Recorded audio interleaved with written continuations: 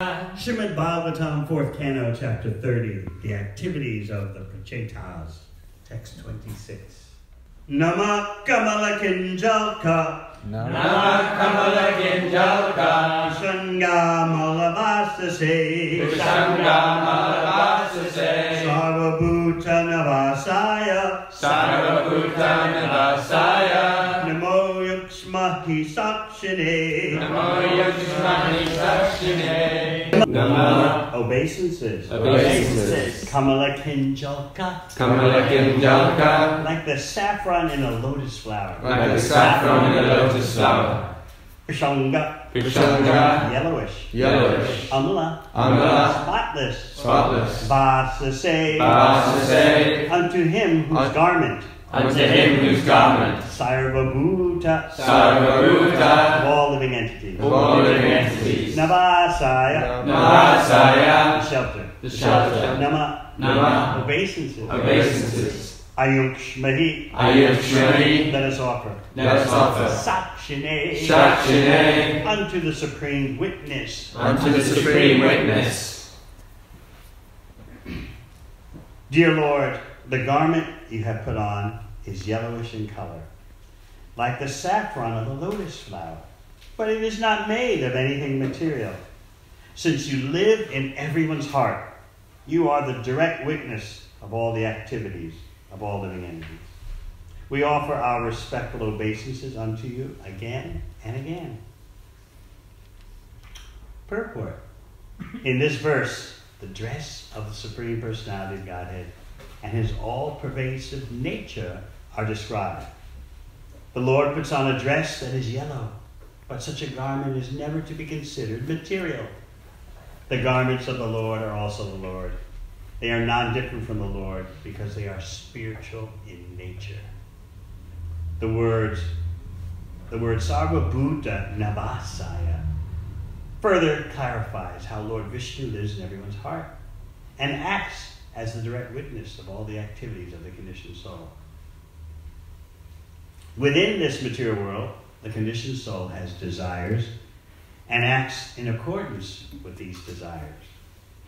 All these acts are observed by the Supreme Personality of Godhead. This is also confirmed in Bhagavad Gita. Sarvasya chaham hridi sanivishto mata smritir jnanam apohanam cha.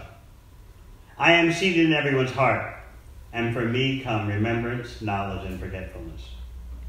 The Lord is present in everyone's heart, and he gives the living entity intelligence. According to the desires of the living entity, the Lord makes him remember or forget. If the living entity is demoniac and wants to forget the Supreme Personality of Godhead, the Lord gives him the intelligence to be able to forget the Supreme Lord forever. Similarly, when a devotee wants to serve the Supreme Lord, the Lord, as Paramatma, gives the devotee the intelligence to make progress in devotional service. The Lord directly witnesses our activities and experiences our desires. The Supreme Lord gives us the facilities to act in the way we wish. Translation again. Dear Lord, the garment you have put on is yellowish in color, like the saffron of a lotus flower. But it is not made of anything material. Since you live in everyone's heart, you are the direct witness of all the activities of all living entities. We offer our respectful obeisances unto you again and again.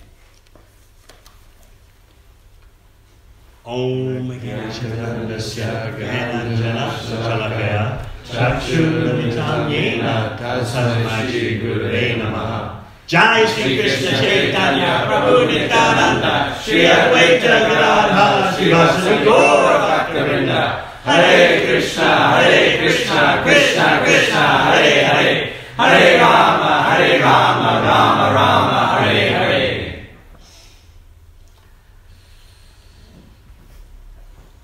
This verse is reminding us of how nothing of the form, qualities, pastimes, name, paraphernalia of the Supreme Personality of Godhead is material.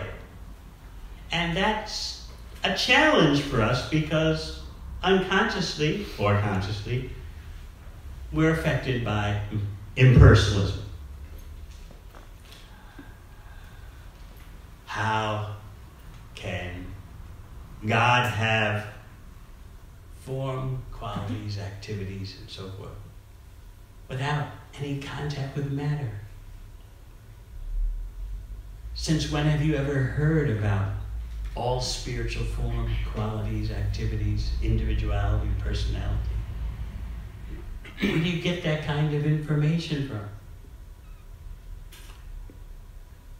Unconsciously, we'll go into the negation mode. That the ultimate reality must be just not like anything we've experienced in our ordinary existence. Unconsciously, we think like that. Any description of the variegatedness of the spiritual world, we may unconsciously reject as mythology, because after all, we know about personalities, bodies, form, qualities, activities. Isn't all that material? The material varieties that have failed us again and yet again.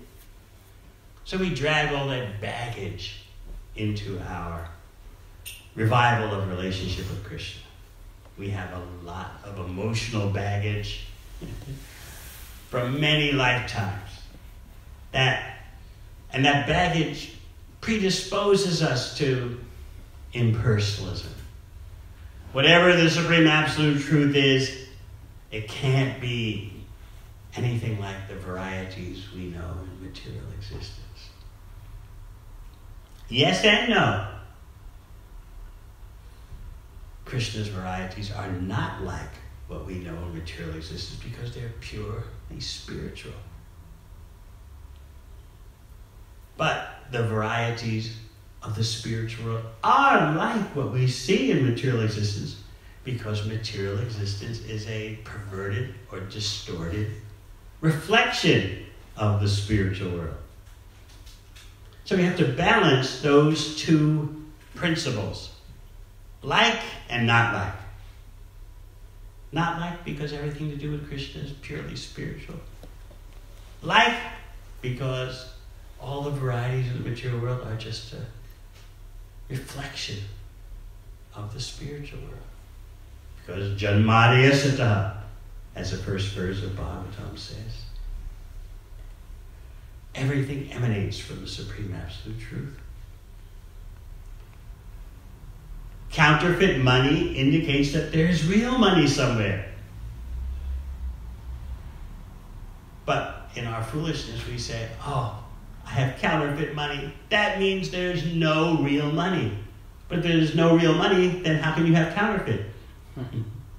So this material existence is just that, a counterfeit existence, indicating that there is the supreme reality.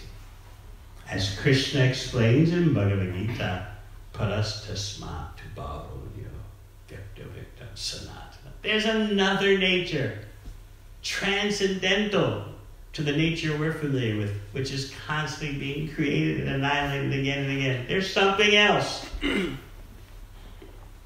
So we should develop an appetite to hear about that something else. And by hearing about that something else, we start to experience that something else. This is a laboratory process that becomes more and more known to us and profound to us. That by hearing about Krishna, you start to experience Krishna. Actually, anything to do with Krishna cannot be understood or experienced with our ordinary material senses. Atat Sri Krishna Namadi Nabhavedvaya. But as your material senses become spiritualized, you start to be able to experience the spiritual reality. And then once you original spiritual senses of your spiritual form are revived, then you are living in reality completely. You know the example of putting the iron rod in the fire. If the iron rod stays in the fire long enough, the iron rod can have the same effect as fire. It can burn things, even though it's an iron rod. So it's the same with our material bodies as they engage in Krishna's service. Our body, and that means senses. Body is a bag of senses. Our body becomes gradually spiritualized, and then it presents no impediment to our original spiritual self for perception and expression. So this problem that we have with Krishna's variegatedness is due to envy. Srila Bhakti Siddhanta Saraswati Thakur explains that by saying the Supreme Absolute Truth has no form, has no senses, that means automatically the world is left to us to enjoy. God has no eyes, therefore he can't see what I'm doing. He has no arms and legs, therefore he's powerless. But I have arms and legs, I can exploit nature. But God has no arms and legs. That means he has no ability to do anything. He has no associates, no entourage. I have my own associates, I have my own entourage. So you see the gross ignorance that is shackling the world? There's no true understanding of God in depth. There's just elementary, very basic understanding. But that very basic understanding has not been enough to make a significant change in human society. So yes, we certainly respect all religious endeavors to whatever degree of purity they possess. At the same time, we know that without understanding the science of the Supreme, without understanding Krishna Tattva, how can people truly understand the Supreme Personality of Godhead? They'll just be pious for the most part.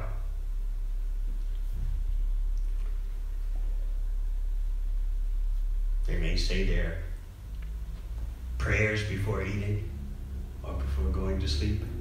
Any of you do that? You didn't say you. I guess it's all you did. All right. Go forward. You sung in the choir also? He's embarrassed to admit it. I was a choir boy. Huh? I won't go as far as a choir boy. You sung in the choir. See, you don't know what it it's considered a liability, right? Before eating meals, I would say prayers. God is great, God is good, and we thank him for the food. By his hand we all are fed. Give us, Lord, our daily bread. You never said it?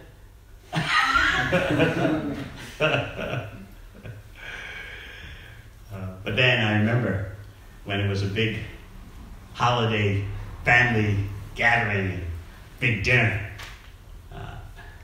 Some of my uncles, they were getting impatient. They didn't want a long prayer before the banquet. So they just shortened it.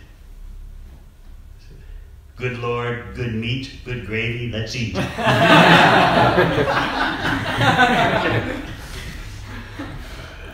And you didn't say prayers before going to sleep? Don't you? You didn't? I got a little cross from my father. You just did that and then went to sleep. Yeah. Now I lay me down to sleep.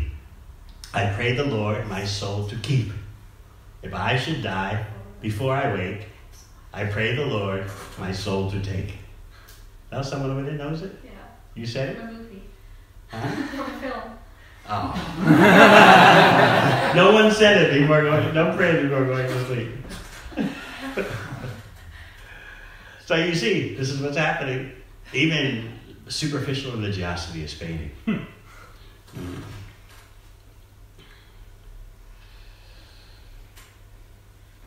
And the superficial religiosity has to fade unless it can actually convey a deeper understanding of what is the science of the Supreme. Now, if you can't understand you're not the body, how do you expect to understand anything about the Supreme Soul if you can't understand that you are Spirit Soul? So our becoming accustomed to hearing about Krishna's name, form, qualities, and pastimes is so important. We've been desensitized. We've been made like bricks or stone in regard to acknowledging the personal varieties of Krishna. So it takes a while. Maybe you've noticed, it takes a while to loosen up, so to speak, and be open again to Krishna's personal qualities, form, activities, paraphernalia. It sounds so exotic at first, doesn't it? Krishna the flute player. Krishna has a name. He dresses. He has associates. Sounds so exotic. But as we engage in Krishna's service, the reality of Krishna becomes more known to us. You get to know the personality of Godhead. Especially because that knowledge is coming, that experience is coming through parampara, through disciple succession. Otherwise, practically impossible to understand Krishna. Because he has his own system for your understanding him. Just like you have your own system for others to understand you. How would you like it if someone just jumped up into your face, so to speak? Said, I'm going to understand you any way I like. Now tell me everything about you. How would you respond?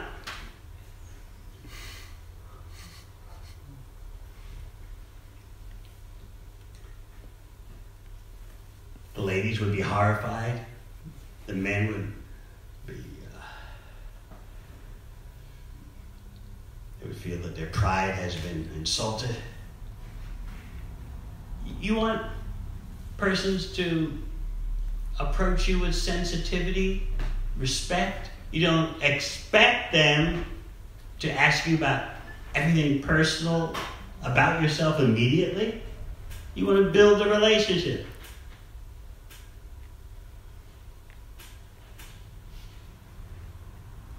And that's what bhakti is all about. Building a relationship with Krishna through service. And the best service, by Krishna's own admission, the best service is serving Krishna's devotees.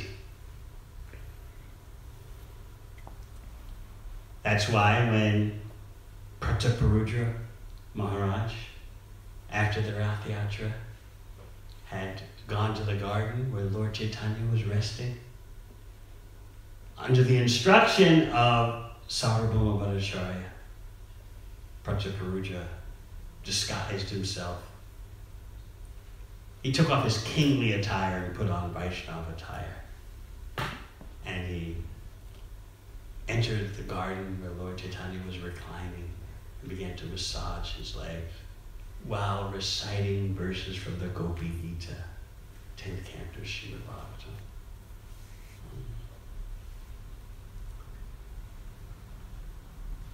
And when he got to the verse, the famous verse, Tava Katamritam Tapta Jivanam, those who distribute the nectar of Krishna Katha are the most merciful. Lord Chaitanya jumped up to, you are the most merciful, you are the most merciful, because you're speaking to me such nectarian topics of Krishna. Mahaprabhu embraced Pratapuruja and didn't acknowledge at all that he knew this is the king. He drowned Pratapuruja in such mercy. Now, one thing you should remember in this Gaura Leela is that as Pratapuruja Maharaj approached Chaitanya Mahaprabhu, who was lying in the garden, resting from the Rath Yatra, before going to massage his feet, because Mahaprabhu was deep in divine ecstasy. He was unconscious of the external surroundings. So as Pratapuruja Maharaj approached Lord Chaitanya, he first took the blessings of the Vaishnavas, and then he began to massage the legs of the Lord. So first of all, the whole plan came from the associates of Chaitanya Mahaprabhu. And then secondly, before his executing the plan, Pratapuruja Maharaj offered his obeisances, took the blessings of the Vaishnavas. So while Lord Chaitanya, after hearing that verse in the Gopi Gita, Tavakatamrita Taptajita, as Lord Chaitanya was embracing Pratapuruja Maharaj, Mahaprabhu was asking, who are you? Who are you? Who are you? Giving me such mercy. And what was Pratapuruja Maharaj's response? I'm just the lowly servant of the servant of the servant. In this way, we can see the potency of serving Krishna by serving Krishna's devotee. And then, through such seva, we become acclimatized to hearing about Krishna's personal glories. It's like I was looking at all the Krishna books there. They immediately transport the reader to understanding the spiritual world. Such an extraordinary accomplishment. Krishna Leela with the tattva, with the knowledge, so people don't take it all as mythology, nice stories. Srila Prabhupada would say that the Krishna book, Krishna the Supreme Personality of Godhead, is his favorite book. And he would have devotees read it to him. And he would say, I didn't write this book. Krishna did. I remember first reading that book, Krishna the Supreme Personality of Godhead. I thought, no human brain could make this up. I knew I'd studied under the greatest brains on the planet. And I knew the capacity of the human brain for speculation, theorization, and hypothesis. When I was reading Krishna book for the first time, I thought, no human being can make this up.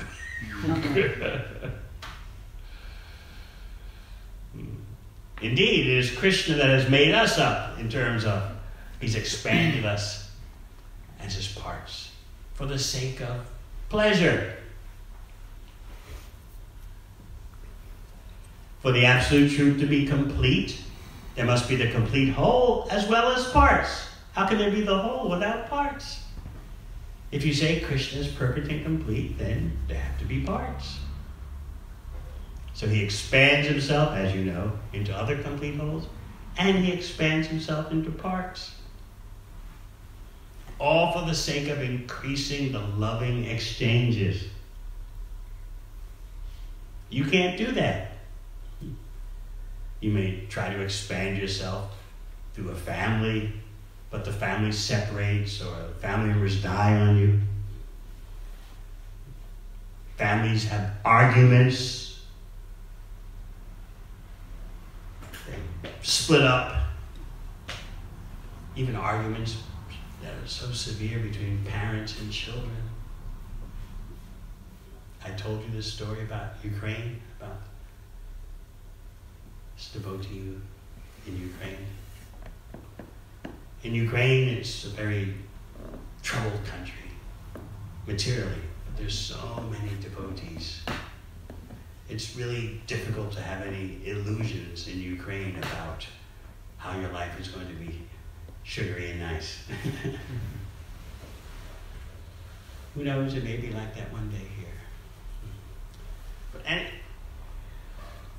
in Ukraine, to receive a flat is like you've made it to Satyaloka, some other. You can have your own flat, not simply renting, but your own flat. You've got it made. So this devotee, he's in his 30s. His father died and left him the flat in his name. Just a one-bedroom flat, but that's considered like the greatest benediction. So he was a brahmachari at the time. He wanted to use the flat for a Namhat center, a preaching center in his city, because in that particular city, there was no temple. So he proceeded with that plan. But then a huge family argument broke out. His own mother and his mother's brother, his uncle, wanted a flat for themselves. And so they became so envious and greedy that the mother was fighting her own son.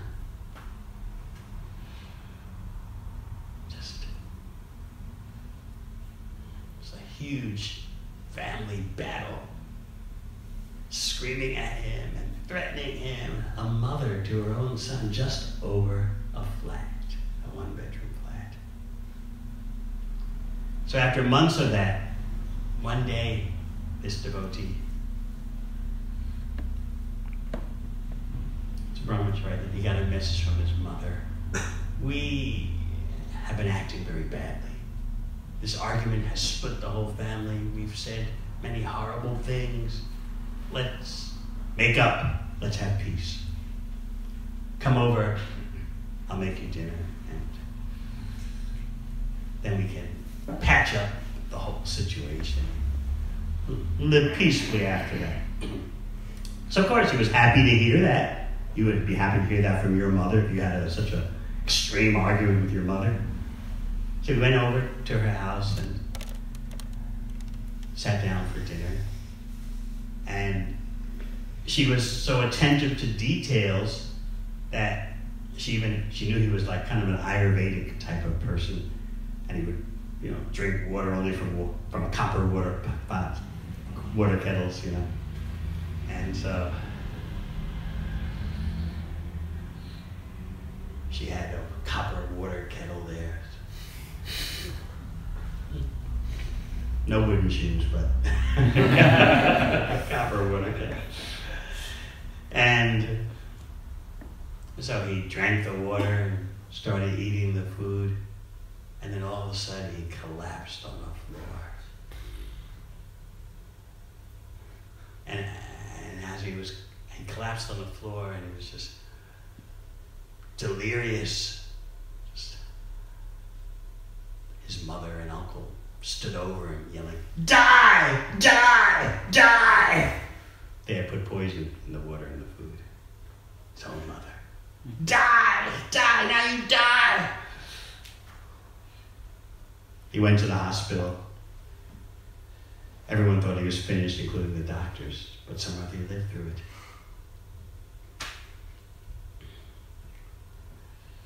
You can imagine, first of all, how the mother felt trying to kill her own son over a flat, and then her efforts to kill him are unsuccessful. He lives. How could she live with herself? She went crazy. Literally went crazy. So we try to expand ourselves. have our own entourage, our own people. Like in Bhagavad Gita, Arjuna asked the question. And Duryodhana is asking the question. Our people. Dhritarashtra is asking the question. Our people. Mamekam Pandavaschaiva. What did my group do and the other group? So we want our entourage. Nationalism is the same thing. Nationalism has never satisfied anyone. But time after time after time, people fall victim to it.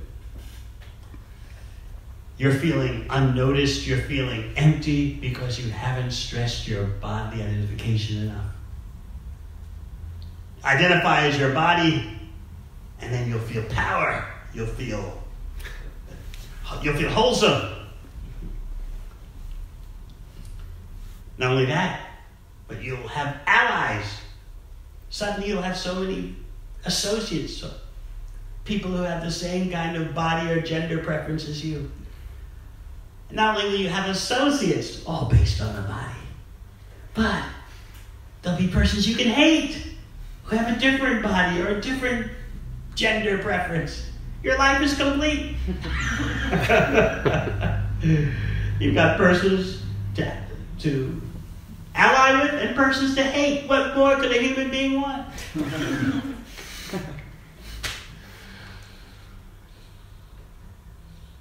So this is why when we read Krishna book, we may have this cynical, unconscious, cynical response. Oh, Krishna's got so many associates. Can this really be true? We're so envious because we struggle to have one associate. This is one of the symptoms of Kali Yuga, as stated by Shukadeva Goswami in the 12th canto. In the age of Kali, he said, if a man can just hold on to one wife and 2 children, he's considered super expert. Daksham Kutumba Bhavanam. Just one wife and 2 children. That's talk. Keep a family that size together. You're considered, how are you doing it? You must have mystic power. That's how difficult it is in the age of Kali. Economic pressure, psychological pressure, social pressure. Still, people want relationships, right? Even though there's so much trouble happening with relationships, people still want. Because they think in the association with someone else, my pleasure will expand.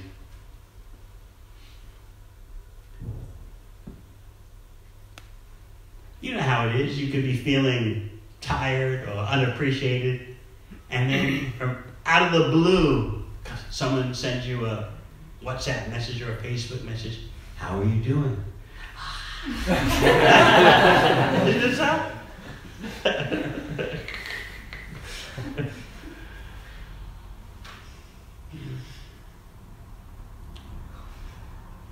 We're so hungry for relationships. So happy. Someone asked how I'm doing.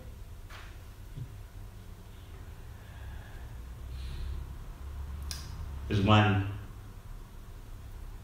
very wonderful couple in New Zealand, Grihasta couple. They've been preaching for 20 years. And Karanga Gopal knows them. The Vanas, Mahabhana, Kirama. So this is way back like 1998 or 1999. She was like 26 years old and living in the ashram with a few other ladies. And she was doing a service of, she was vacuuming the rugs at the outreach center, the Bhakti Lounge. And some or other, she's in one of those moods. She was feeling very unappreciated and alone. So as she was vacuuming the rug, there were tears in her eyes. Just one of those moods. ladies, you know about this happens.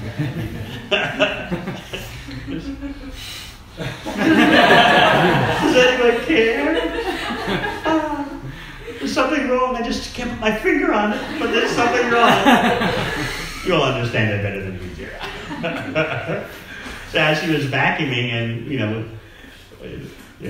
this devotee, Mahavan, walks by. He was about, I don't know, his late 20s. And he asked, and he asked what he thought was a totally logical question. Did you get something in your eye?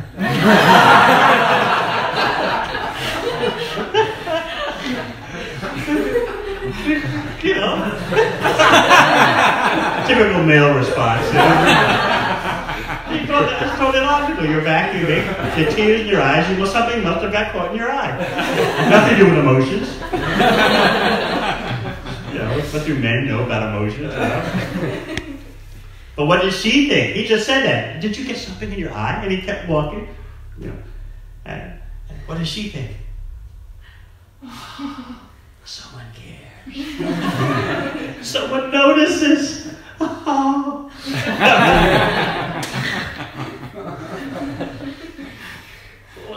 And he was totally not thinking of anything more than just saying, "Is just something to get in your eye." But to her, the whole universe opened up.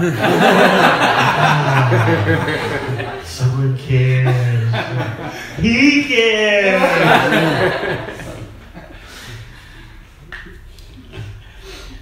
So anyway, how did they get together, you might be wondering. He had asthma, and it was serious asthma, and if he ate the wrong thing, it would produce a very severe effect. So one day, in spite of his knowing he had asthma, this was 20 years ago, he had some ice cream, and that totally set off his asthma. He had to go to the hospital. So I remember I told him, "Look, if this is the way it's going to be, if you can't take care of yourself, we're going to have to get someone for you who will take care of you." So that's how they got together. There was something in the eye, there was the ice cream. Anyway, they've been together for 20 years now, preaching together. The point is that we want relationships. But what about Krishna? You might say, hey, Krishna's unlimited. Why does he need us? But because he's unlimited, why shouldn't he have unlimited devotees? We don't know what it's like to be unlimited. So therefore, we're always applying these finite conceptions on Krishna. Just like it's so hard for us to understand. The garment you put on is yellowish in color, like the saffron of a lotus flower, but it's not made of anything material. So we all know what clothes are. A yellow garment, okay, it's this color or that color, but it's not a material garment. You can only understand that by hearing. So Srimad Bhagavatam is the authorized conduit for hearing about and experiencing the paraphernalia of the Supreme Personality of Godhead, the variegatedness of the Supreme Personality of Godhead. And this is what we are missing.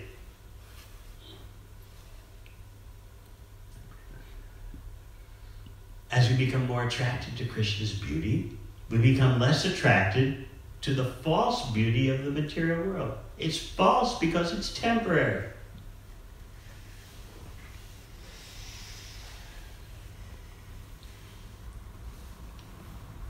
Everything about Krishna is true. When you say Krishna is Satchidananda, his form is composed of eternity, knowledge, and bliss. What are you actually saying?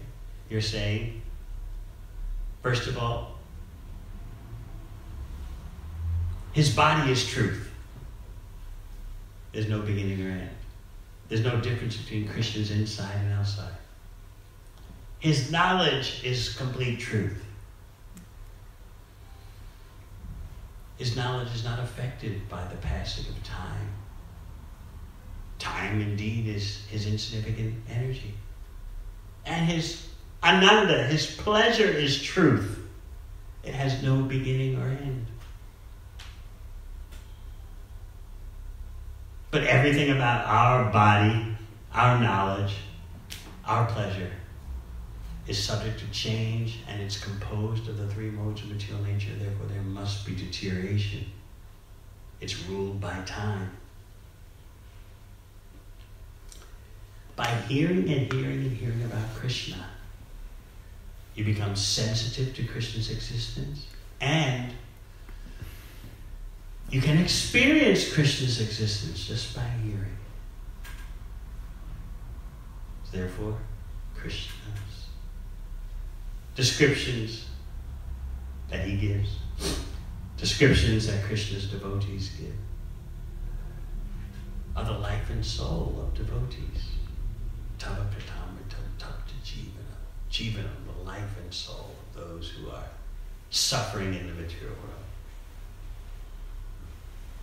And any intelligent person will agree material existence is suffering. We become so cheery for some momentary bodily happiness, or just some momentary lack of anxiety, lack of challenges, lack of crises. Just like whenever I come to the UK and it happens to be a sunny day, I notice how people's disposition totally changes. You all know that, right? Like yesterday, I mean, everyone was looking like they had achieved a supreme destination. It's a holiday, and it's sunny. Wow! Both things together. We made it. We've got it made. I was watching the people walking on the streets in Cardiff, and they had on their summer attire, new clothes, and families are pushing the pram, and it's a holiday and it's sunny.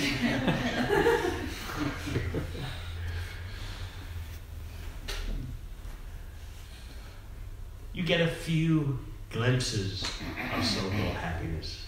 That's all you get. And for that you have to work so hard, put up with so much. When we hear about Krishna's pleasure, we slacken our grip on our material quest for enjoyment. So it's very important to understand Krishna's beauty.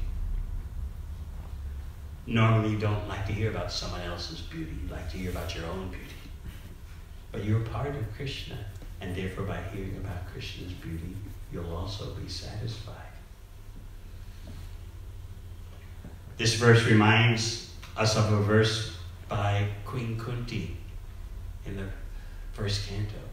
Namo Pankaja Nabhaya, Namo Pankaja Maline, Namo Pankaja Netraya, Namaste Pankajangri. I offer my obeisances to you, Krishna, whose navel is like a lotus flower. Well, you can look at your navel, not now, but does it look like a lotus flower? How beautiful is it? Krishna's navel is as beautiful as a lotus flower, and also from his expansion, Garbhodakshaya Vishnu comes. From that navel of Garbhodakshaya Vishnu comes the lotus flower upon which Lord Brahma is born. This is artistry. You can't do that. You want to have a child and you sprout a lotus flower from your navel. Because you can't do it. You think it's mythology. Just think, ladies, wouldn't that be wonderful? You want to have a child and a lotus flower sprouts from your navel? Right, everyone knows it's not like that.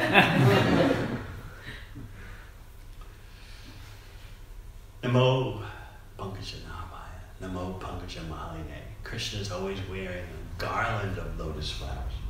And his garland never fades. Just like this garland, in time, the flowers will fade in their beauty in their vitality, but Krishna's garlands remain ever fresh. Namo Pankajanetraya. Krishna's eyes are as beautiful as lotus flowers. And his glance of those lotus eyes upon you is as cooling as the effect of lotus flowers. Namaste Pankajangre.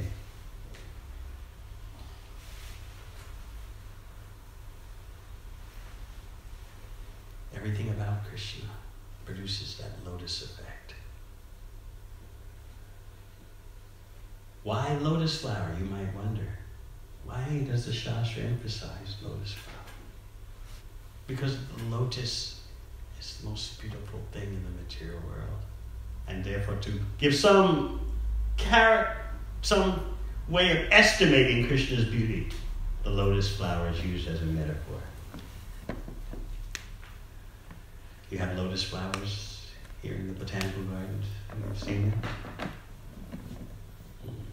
When you look at a perfectly formed lotus flower, you'll see why Krishna's compared to lotus flower. Lotus feet, lotus face, lotus words. So if you get a chance, look at a lotus flower and you'll understand.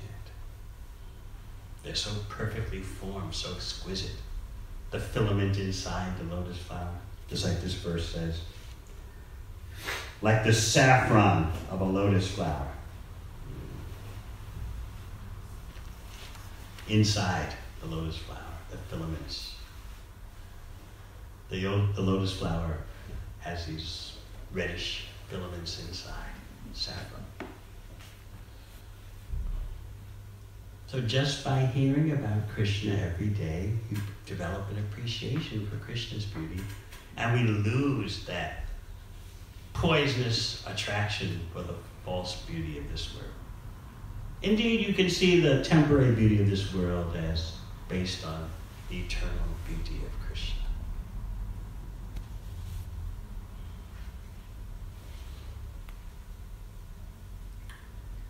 All right, any questions?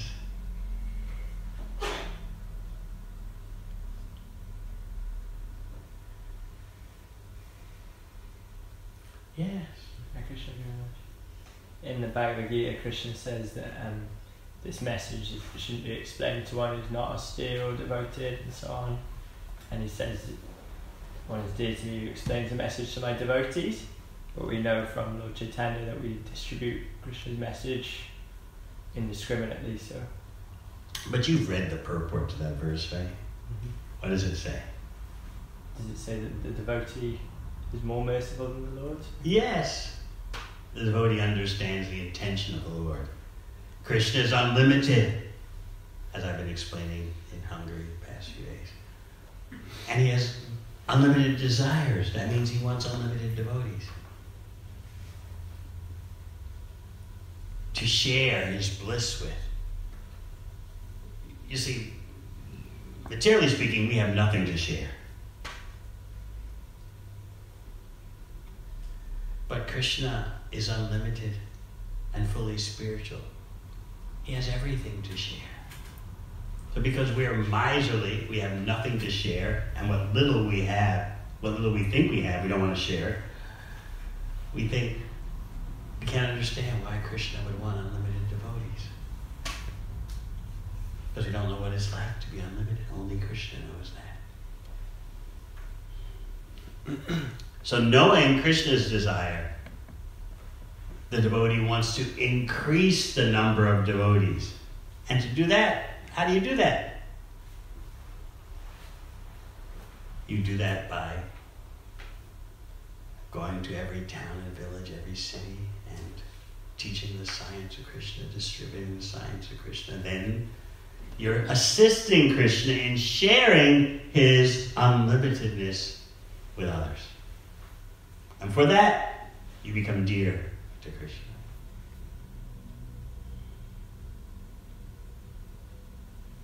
So first of all, you have to understand Krishna has something to share, unlike us.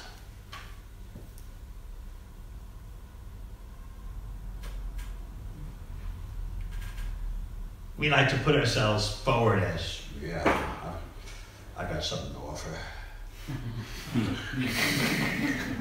Especially in establishing relationships, right? Each person in the potential couple presents that, you know, I've got what it takes to fulfill you, don't worry. It's a game, right? When actually the reality is both persons are totally empty and but you can't say that, right? You've got to present yourself, you know? It's like a real game. It's like a performance. Yeah. I got everything that you need, and I'm sure you have what I need. And as the Bhagavatam says, by our combination, we will attract more happiness and beat back distress. That's the purpose, in a nutshell, of a material relationship. It's an alliance for fighting distress and grabbing happiness.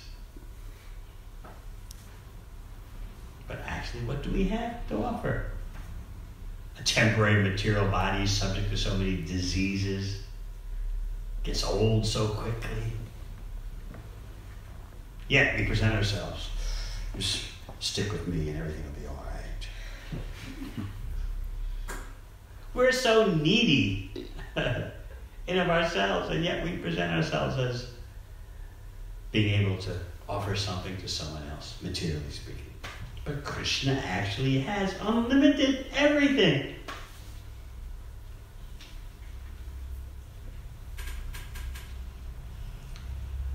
The more we hear about Krishna, the more we understand it. And especially the more we distribute what we hear about Krishna, the more we experience Krishna.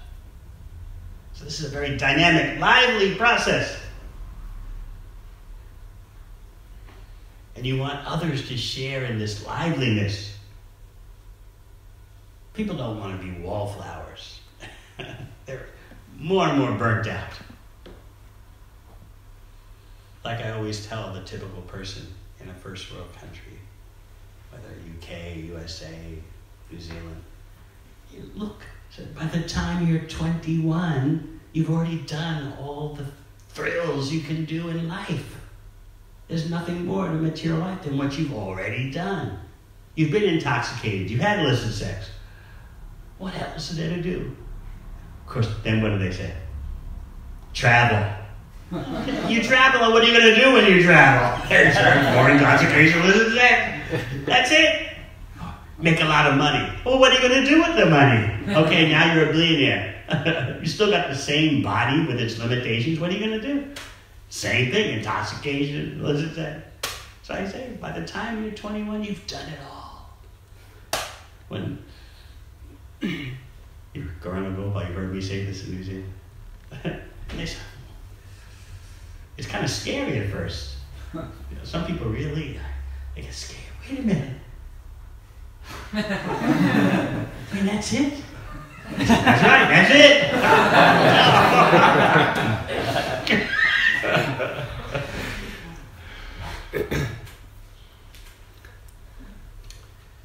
This is the problem with the world of limitation. Materially, we have nothing to offer. And what can someone do for us materially? Only Krishna can satisfy us.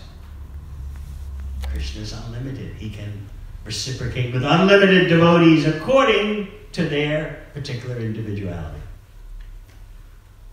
So yes, he wants more devotees. And he gives you the service of helping to create devotees, helping to train them up so that they can deal with Krishna properly. Otherwise, what he says in Bhagavad Gita, of course, that applies. Don't talk about me to persons who are envious, who are not austere. So you have to train them how to not be envious of Krishna, how to practice basic austerity, following the regular principles. Some people think it's just impossible. Get real. All right, you think like that, but there are others who will embrace such a life, benefit, and be able to give that benefit to others. So yes, increase the unlimited number of devotees because Krishna is unlimited, and that is his unlimited desire, and you'll get the credit. You'll become dear. Nachasasma manusheshu kashyame prikritam. There's no one more dear, nor will there ever be one more dear than the one who increases the numbers of devotees. So when you understand that Krishna is unlimited, that's what you want to do. Let everyone share in Krishna's unlimited bliss. He's got unlimitedness to give, unlimited existence on the Satchidananda platform. So yes, you need to understand how Krishna is unlimited, and therefore he wants to share his unlimitedness. Because he has unlimited desires. Why should just one person be Krishna conscious? Why should just knowledge of Krishna be locked up in India? Let everyone share in this. Yes. Hare Krishna Maharaj. I was reading recently the pastime of when Lord Brahma took the cowherd boys and calves away from Krishna. And Krishna expanded himself into cowherd boys and calves and seemed to enjoy in the same way as he did before, thus bewildering Lord Brahma. And I was wondering if Krishna can seemingly enjoy in the same way without the jivas, then why have the category of living entity? So those calves and cowherd boys that Krishna expanded to were Vishnu Tattva. But Krishna is complete. He wants parts. How can you be complete without parts?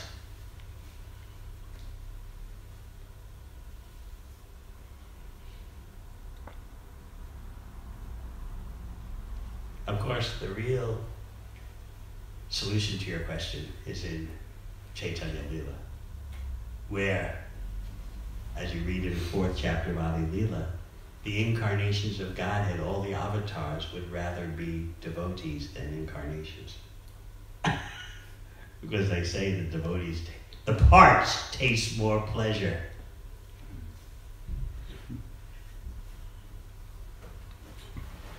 So we're thinking, well, what are the needed parts if you're, if Krishna can just expand himself into other complete Supreme Personalities of Godhead. But to be complete, he wants parts.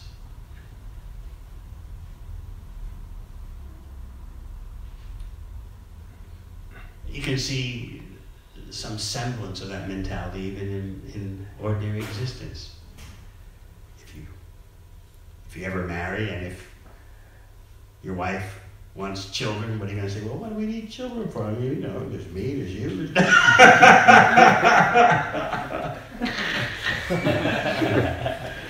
Oh, we want some little dependent ones. What are you going to say? Look, we're just, we have the two of us, that's enough, But the natural tendency for most ladies is they want to expand the number of personalities. So Krishna expands not only into complete wholes, he also expands into parts. The one becomes many. Eko Bahusham, the Shastra says. That's completeness. Energetic source and energy. And different types of energy. Shakti Tattva, Jiva Tattva, Shiva Tattva. Let Krishna do his thing. What do you... Hey Krishna, why do you have parts? Well, ask him about why do you have children.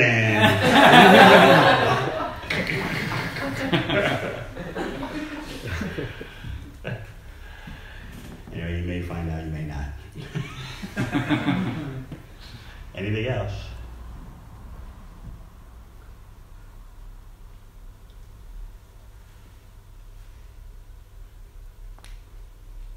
Maybe Shantarupa Maharaj can explain.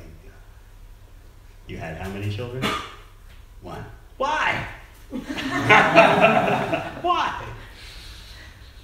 So, Why wouldn't? Weren't you complete in yourself? before. Yeah. So, but then why expand?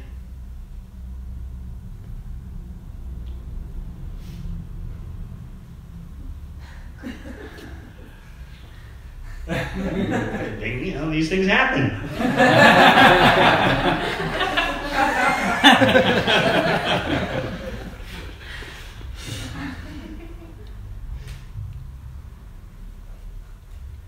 It's a natural tendency that you want you want to create some variegatedness. And Krishna is the source of everything. He likes to expand. He expands into unlimited parts and parcels. So let Krishna do his thing, you know? Hey, you're perfect and complete. Why parts?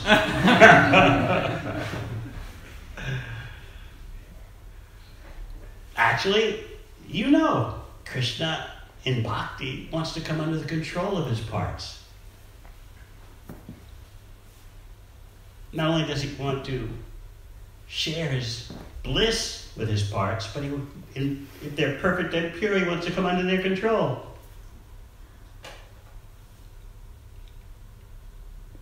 Just like you may see a father totally under control of the daughter. I remember asking my father, he gave my sister, he gave her a car. It was a used car. And I said, wait, I'm the oldest son. How come you don't give me a car? He just looked at me and said, son, a daughter is a special thing in a father's life. You know, what's it got to do with me and I want a car? But, you know, he wanted to reciprocate with his daughter. He wanted to come under her control. Yes, take my dear daughter, have a car.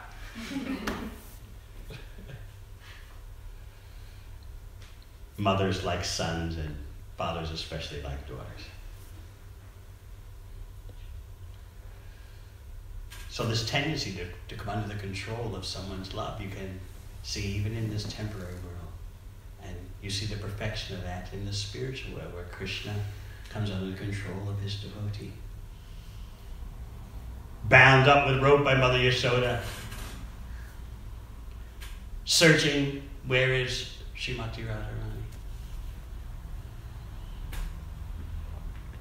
And we already spoke about how in Chaitanya Leela, all the avatars can appear as devotees. And they taste more bliss in that way. They would rather be devotees. Parts. They would rather take the role of parts than be Supreme Personalities of Godhead.